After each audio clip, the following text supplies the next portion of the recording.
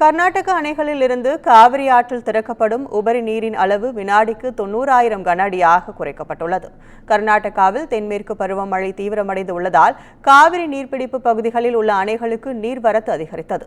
இதன் காரணமாக KRS, கபினி ஆகிய இரு அணைகளும் அதன் முழு கொள்ளளவை எட்டியதால் இரு அணைகளில் இருந்தும் 2,20,000 கன அடி உபரி நீர் காவிரி ஆற்றில் திறக்கப்பட்டது. இந்நிலையில் கிருஷ்ணராஜசாகர் அணைக்கு நீர்வரத்து வினாடிக்கு 59,000 கன அடியாக இருந்த நிலையில் தற்போது 79,607 கன அடியாக அதிகரித்துள்ளது. அணையிலிருந்து உபரி நீர் திறப்பு வினாடிக்கு 60,000 கன அடியாக இருந்த நிலையில் தற்போது 57,000 கன அடியாக குறைக்கப்பட்டுள்ளது. அதேபோல் கபினி அணைக்கு நீர்வரத்து வினாடிக்கு 45,000 கன அடியாக இருந்த நிலையில் தற்போது 36,031 கன அடியாக சரிந்துள்ளது.